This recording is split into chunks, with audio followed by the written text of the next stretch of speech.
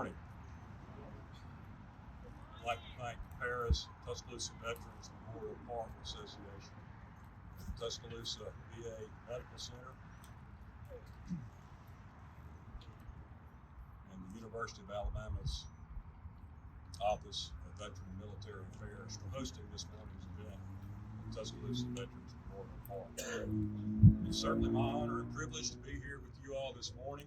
I look in the audience and I see many friends and fellow veterans that have had a positive influence on my life.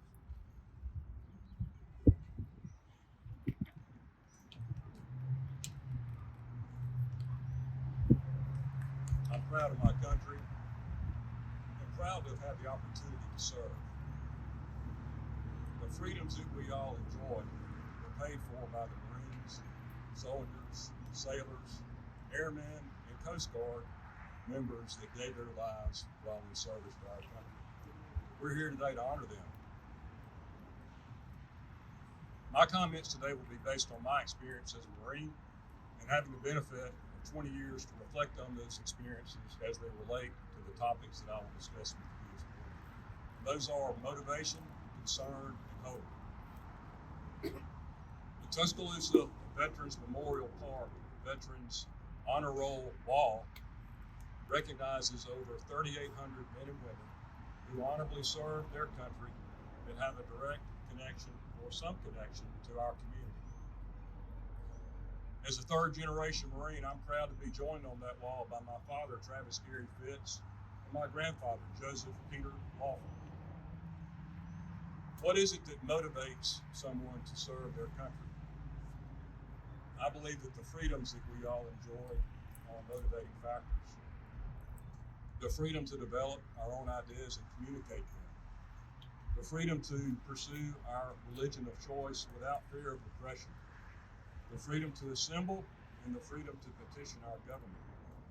These are all First Amendment rights that I believe are worth fighting and dying for. My grandfather, Joseph Peter Lawford, of German descent, enlisted in the Marine Corps at age 21. Upon successful completion of recruit training in Parris Island, South Carolina, Private Lawford was assigned to the 76th Rifle Company, 5th Marine Regiment, and deployed to Europe for service. He fought at Belleau Wood, St. Mihiel, and the Argonne campaigns, and was honorably discharged in 1922. I suspect that the freedoms that he experienced as an American had something to do with his decision to enlist in the Marine Corps. My father, Travis Gary Fitts, was a Marine fighter pilot and was honorably discharged after 30 years of service. He was told that he had to have a job or become a Marine officer in order to secure the approval from my grandmother to marry her daughter. He quickly enrolled in a Marine officer candidate program, and the rest is history.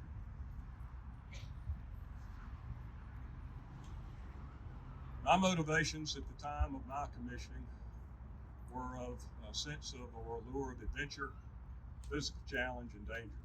The Marine Corps certainly satisfied my desires. After 30 years, I believe that the experiences of freedom that we all had, whether we understood it at the time or not, developed a sense of obligation and a sense of duty to serve. Concern. Time marches on. Things change, and if you're not willing and capable of adapting, in many cases you'll be left behind. I understand that's true in many cases, but I also understand that all change is not good. In the Marine Corps, basic leadership traits and principles are taught and instilled to all Marine officers from day one. The traits are bearing, courage, decisiveness, dependability, endurance, enthusiasm, integrity, initiative, judgment, loyalty, trustworthiness, tact, and unselfishness. The principles are: set the example, know yourself and seek self-improvement, be technically and tactically proficient, train your Marines as a team, make sound and timely decisions, seek responsibility and take responsibility for your actions, keep your Marines informed, and develop a sense of responsibility in your subordinates. These traits and principles are taught and instilled in order to develop a priority and mantra for all Marines, and that is to accomplish the mission. First and foremost, accomplish the mission. There are many individually assigned missions that every Marine will undertake throughout his or her career. But the mission of the Marine Corps is and always has been very simple. The mission is to locate, close with, and destroy the enemy by fire, maneuver, and/or close combat. I have concern that the leadership in the Marine Corps now at the highest levels is deviating from our mission and losing focus on the mission. I have similar concerns for our elected representatives in the federal government as it pertains to national security, which in fact is one of the only defined responsibilities of our federal government. Our country is an exceptional one. In the history of civilization, no country has done more or spent more to help other nations and their citizenry enjoy the freedoms that we all have. That is a fact. American exceptionalism was developed, can be traced back to the American Revolution, and essentially says that our country is essentially different than all other nations and inherently should enjoy a positive influence on the world stage. The ideology is based on the concepts of liberty, equality before the law, republicanism, individual responsibility, and representative democracy. I have concern, my belief, and feelings about American exceptionalism are stronger now after having had the opportunity to serve and lead Marines. My concern is that our institutions of learning, both private and public at all levels in our country, no longer teach, instill, and celebrate American exceptionalism.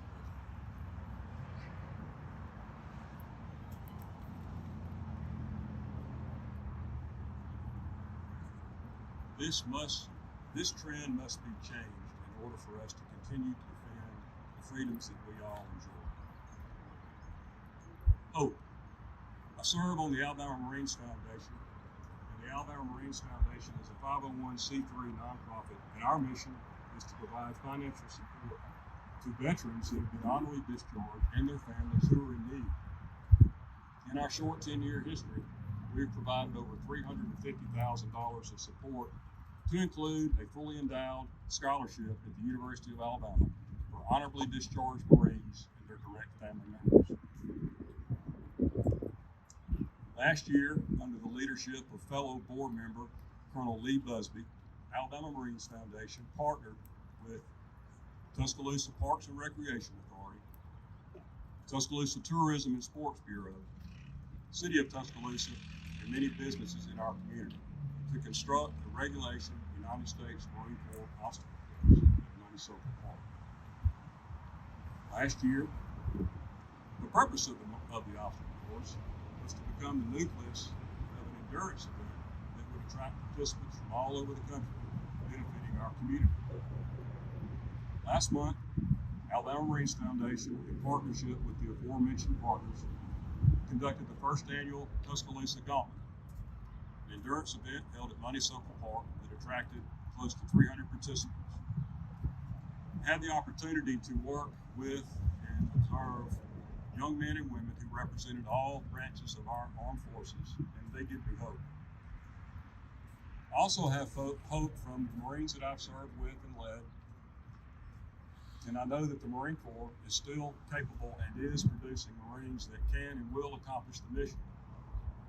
I can only hope that our senior military leaders and political officials will provide these young men and women the leadership that they deserve and will be required in order to protect the freedoms that we all enjoy. On a parting note, the Marines in the audience will understand what I mean when I say that the highest compliment that you can give to a Marine is to refer to him, be referred by someone that they've served as a good Marine. My grandfather, Joseph Peter Lawford, carried a rifle in the First World War and survived. I suspect he was a good Marine. My father, Travis Gary Fitts,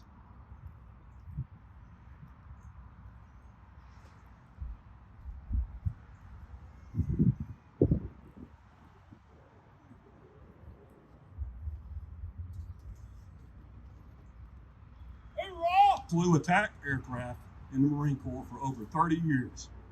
I know he was a good Marine.